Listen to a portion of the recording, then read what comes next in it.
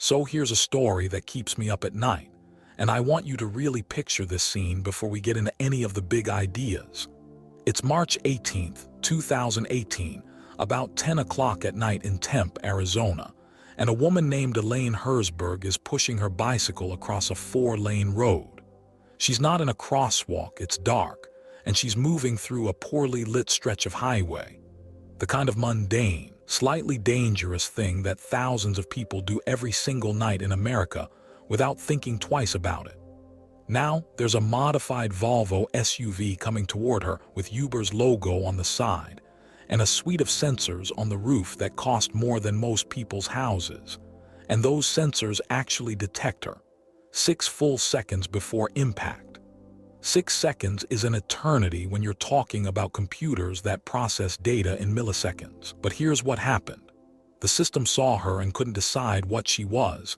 It cycled through its classifications, first calling her an unknown object, then maybe a vehicle, then maybe a bicycle, and in all that mechanical confusion, it never once hit the brakes because Uber had actually disabled the emergency braking system to make the ride smoother. Elaine Herzberg died right there on the pavement, and she became the first pedestrian ever killed by a self-driving car. That story, to me, is a perfect little parable about what happens when we hand life and death decisions to machines that can't even figure out whether they are looking at a person or a shopping cart. And I hear you, I really do, and I'm not going to sit here and pretend that story isn't horrifying because it is. But I need you to hold that one tragedy in your mind and then let me put something else right next to it. Because on that same day, March 18, 2018, roughly 100 other Americans also died in car crashes. Not because of algorithms or sensor failures, but because of texting, drinking, falling asleep at the wheel, running red lights, and all the other incredibly human ways we manage to kill each other with 2-ton machines every single day. We just don't know their names because there was no tech company to put on the front page, no spooky robot angle for the evening news. The question I keep coming back to isn't whether self-driving cars are perfect. They obviously aren't. It's whether they need to be perfect or whether they just need to be better than us, and honestly, that is a very low bar to clear. All right, so let's talk about the numbers, because you're right that the numbers matter here, and I actually think they matter in ways that cut both directions. 40,000 Americans die on the road every single year. That's like a fully loaded 737 crashing every single day for 12 straight months, and all of us just collectively shrugging and getting back on the highway. And yes, the National Highway Traffic Safety Administration says 94% of those crashes involve human error, which sounds like a slam-dunk argument for replacing humans with machines. But here's what bugs me about that statistic. Human error is doing a lot of heavy lifting in that sentence. Sometimes human error means a drunk driver plowing into a minivan, and sometimes it means a teenager who hesitated for half a second too long at an intersection because the sun was in her eyes. We're lumping together genuine recklessness with the kind of imperfect judgment calls that humans make 1 billion times a day and get right 99.9% of the time. And then we're saying a computer could do better. Maybe it could, but I want to see the receipts. And I actually have some receipts for you, so let me lay them out. Waymo, that's the Google spin-off, has now driven over 20 million miles on public roads with paying passengers in the car, and their crash data shows they're involved in significantly fewer accidents per mile than the average human driver. Think about what that means in real, concrete human terms. More than 600 children under the age of 13 die in car crashes in this country every single year, 600 kids who never make it to high school, and the overwhelming majority of those crashes are caused by adult human drivers who were distracted or impaired or just made a mistake. If a self-driving system could cut that number even in half, we'd be saving 300 children's lives per year, and that's just one age group. I understand the instinct to focus on the cases where the machine fails, I really do. But every day we delay this technology to wait for perfection. Real people, real kids, are dying in crashes caused by human error that a computer would never have made. But the machine does fail, and when it fails in ways that are genuinely terrifying because there's nobody home behind the wheel. Let me tell you about Cruise, which is General Motors' big self-driving bet. They had robotaxis operating in San Francisco, and in October 2023, One of their cars hit a pedestrian who had already been struck by a human-driven car and knocked into the cruise vehicle's path. Now what happened next is the part that should make everyone's blood run cold.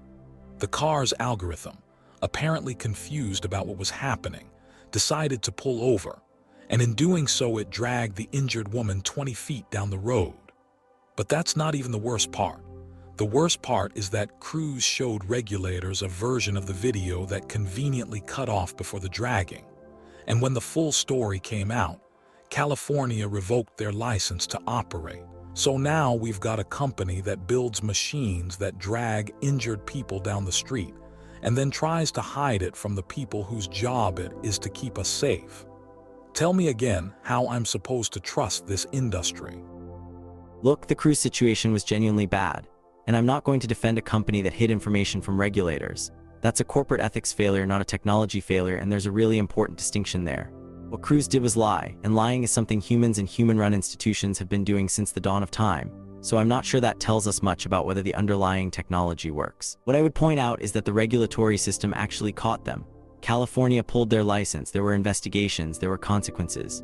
The system worked exactly the way it's supposed to work. Compare that to what happens when a human driver does something terrible. We've all seen cases where a drunk driver kills someone and gets a slap on the wrist, or where a distracted driver walks out of a courtroom with probation. And nobody revokes all humans' licenses to operate vehicles. We hold the machines to a standard of perfection that we would never dream of applying to ourselves, and I think we need to ask ourselves honestly whether that double standard is saving lives or costing them. Here's what really gets me though, and this is the part that I think the technology optimists tend to skip right past because it's uncomfortable. There are about 3.5 million truck drivers in this country, and another 1.7 million people making a living driving for Uber and Lyft and DoorDash. That's over 5 million people whose jobs are directly in the crosshairs of this technology. And these aren't abstract economic statistics. These are people with mortgages and kids in school and retirement accounts that are thinner than they'd like.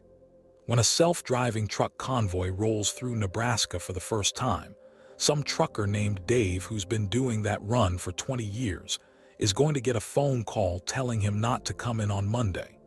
And I know the tech industry loves to talk about creative destruction and how new jobs will replace old ones. But if you've ever sat across the table from someone who just lost their livelihood, you know that the economy will adjust in the long run is cold comfort when you can't make rent in the short run.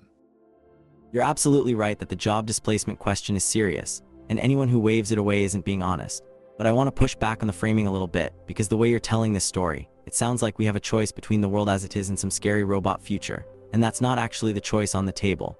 The trucking industry already can't find enough drivers. There's been a chronic shortage for years because the job is brutal. The hours are long, the pay is stagnated, and it destroys your body. The average long-haul trucker has a life expectancy significantly below the national average because of the sedentary lifestyle, the stress, and the isolation. So when we talk about protecting these jobs, I want us to be really clear-eyed about what we're protecting. We're protecting the right of human beings to spend 12 hours a day sitting in a vibrating metal box slowly wrecking their health. And we're calling that compassion. I think real compassion looks like building a transition plan, serious retraining programs, wage insurance, investment in the communities that depend on these jobs, not like freezing technology in place so that people can keep suffering in familiar ways. And that sounds beautiful in a policy paper, but let me ask you this. When that algorithm makes a mistake and kills someone, not if, when, who do you hold accountable? Because right now, if a truck driver falls asleep and causes a wreck, there's a person you can look in the eye. There's someone who has to sit across from the victim's family and reckon with what they did. There's a face, a name, a human being who bears the weight of that mistake. And that matters, not just legally but morally. It matters that someone has to answer for taking a life. When a self-driving car kills your kid, who do you sue? The engineer who wrote line 4007 of the perception algorithm. The product manager who decided the sensor suite was good enough. The CEO who probably couldn't explain how the neural network works if you held a gun to his head. The idea that nobody is meaningfully responsible when a machine takes a human life. That should terrify every single one of us, because accountability isn't just a legal concept. It's the thing that makes us take death seriously. That's a powerful argument, and I feel the weight of it, but I want to gently point out that the accountability you're describing is already kind of fiction. When a 16-year-old gets killed by a drunk driver, sure, there's a face across the courtroom, but does that actually bring the kid back? Does the existence of someone to blame actually make the system safer? We've had human accountability for car deaths for 100 years, and we still lose 40,000 people annually. Maybe what we actually need isn't a face to blame, but a system that kills fewer people in the first place, and then we can figure out the accountability framework as we go, just like we did with every other transformative technology from aviation to medicine. So look, I'm not saying self-driving cars should never exist. I'm not a Luddite, and I can read the same data you can. What I am saying is that the pace matters, the oversight matters, and the humility matters. We should be testing these systems exhaustively, in controlled environments, with real accountability structures in place before we hand over public roads to algorithms built by companies whose primary obligation is to their shareholders, not to the people sharing the road with their robots. We should have crystal clear rules about who is responsible when something goes wrong, and those rules should be written before the first fully autonomous car hits the highway, not after the first child dies. The technology might be inevitable, but the way we deploy it is a choice. And right now, I see an industry that is moving fast and breaking things, and the things they're breaking are people. And I hear that caution, and honestly, I share more of it than you might think. But here's where I'll leave this. Every single day that we delay deploying technology that is demonstrably safer than human drivers, people die who didn't have to. That's not hypothetical, that's not a thought experiment, that is a real moral cost measured in real human bodies. And we need to weigh it honestly against the risks of moving forward. The answer isn't to rush blindly. But it also isn't to wait for perfection, because perfection isn't coming and people are dying right now. I think we owe it to the next 40,000 people and the next 600 kids to at least be honest about what caution actually costs. Then I think we actually agree on more than it sounds like. Let's demand better from the companies building this technology. Let's build the regulatory frameworks now rather than later.